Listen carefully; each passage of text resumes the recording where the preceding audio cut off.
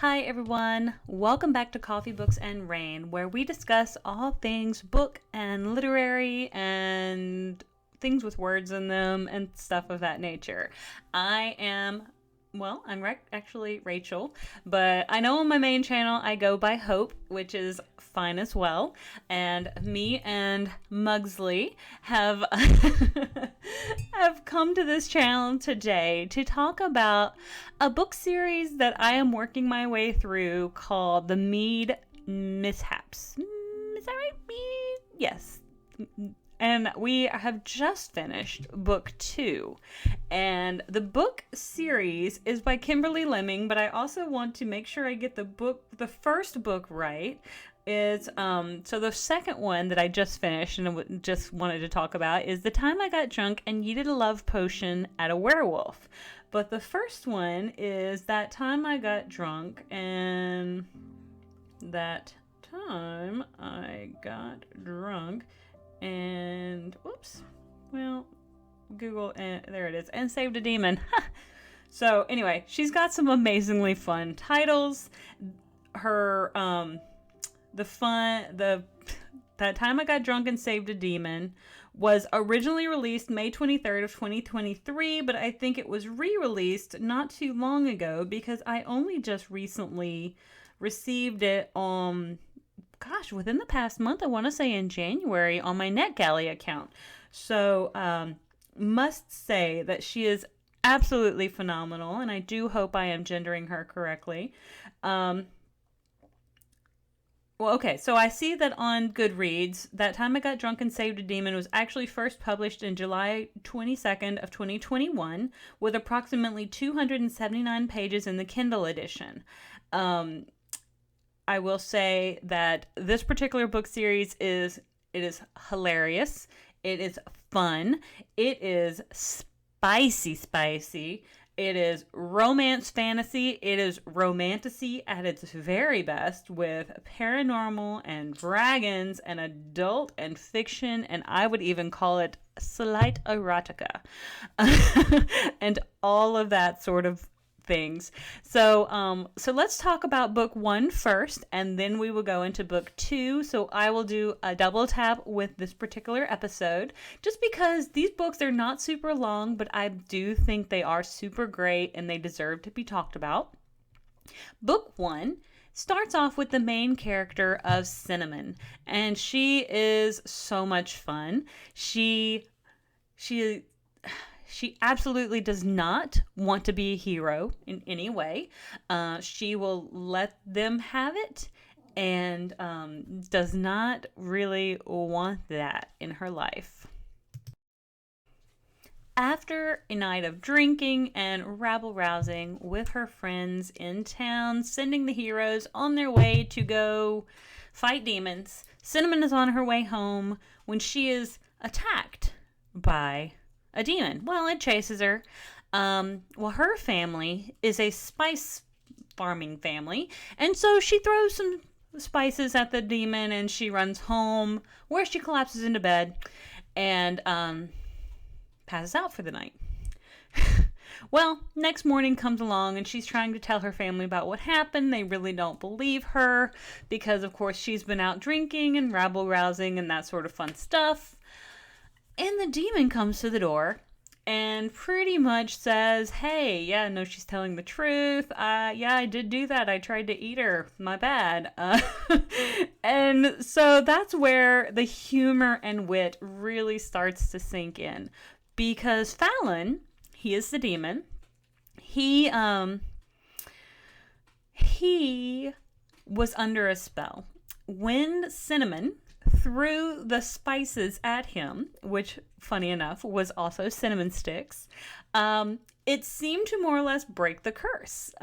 For some reason, the cinnamon spice helps to break the curse of Maiva from the demons.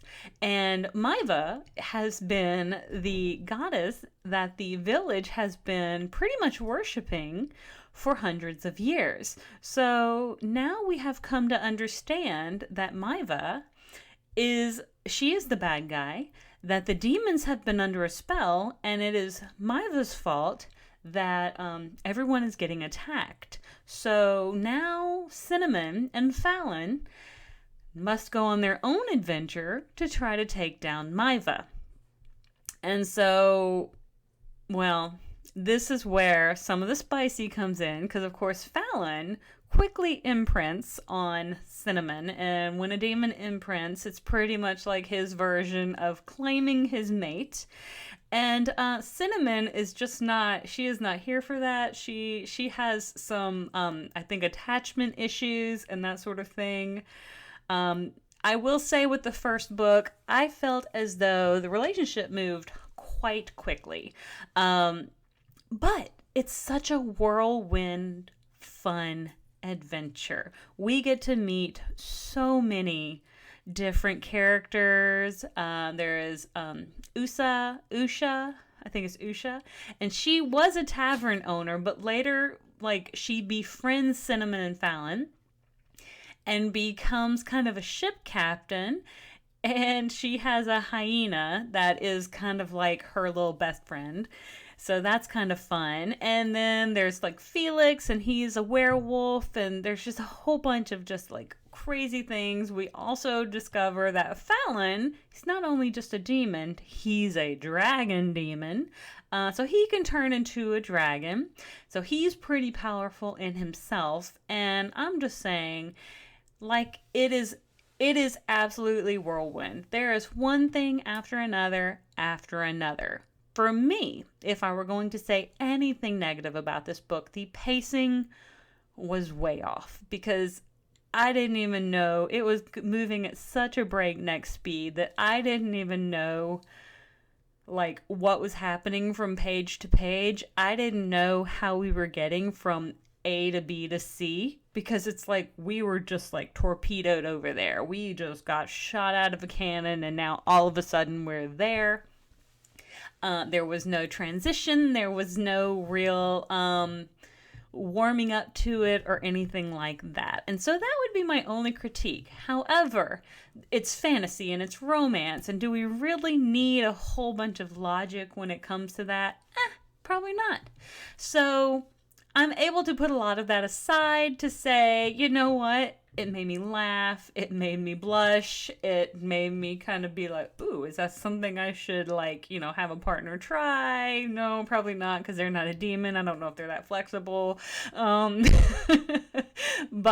did make me wonder if I could find me a Fallon, because he sounds pretty hot and spicy. I'm just saying. Just saying.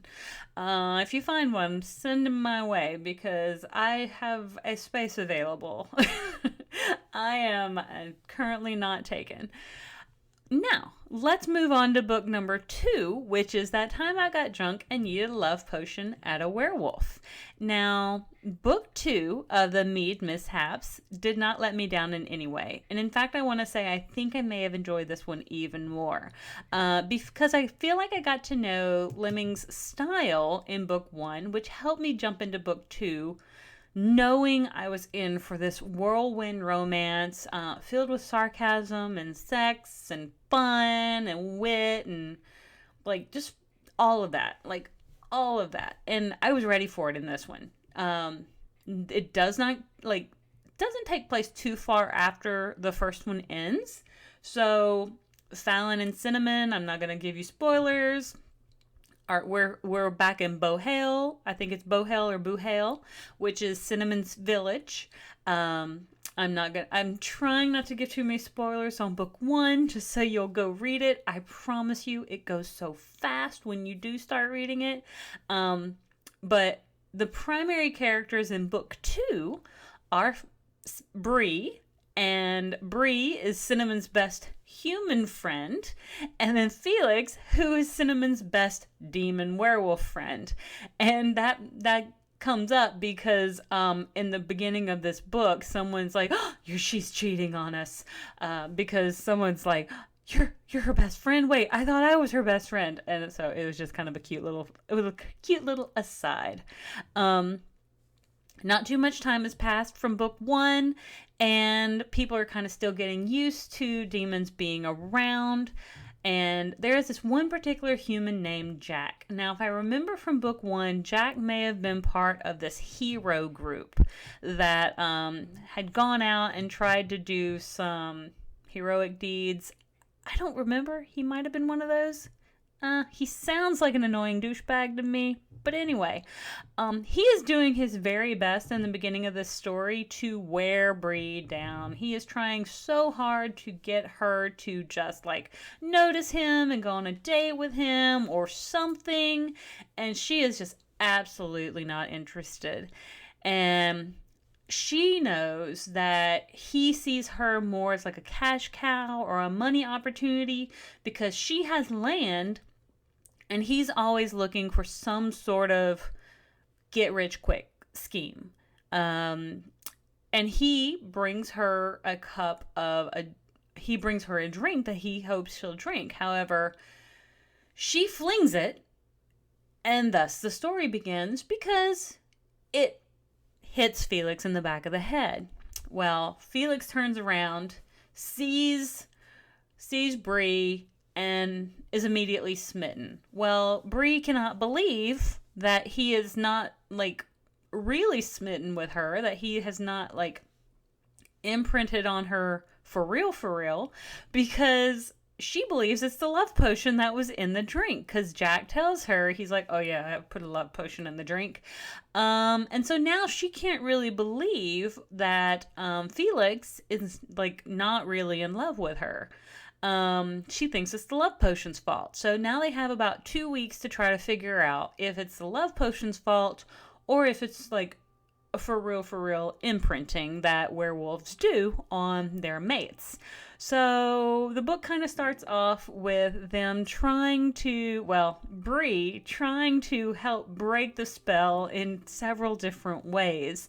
And I'm not going to get too graphic, and I don't want to give too many details because, some of them are a little too graphic to share outside the pages of the book, but I will tell you if you like the humor and the wit, a little bit of groveling, a little bit of begging, a little bit of bondage, and a little bit of erotica, this may be a good page turner for you. I don't know if I used to be the type of person who'd pick up this type of book.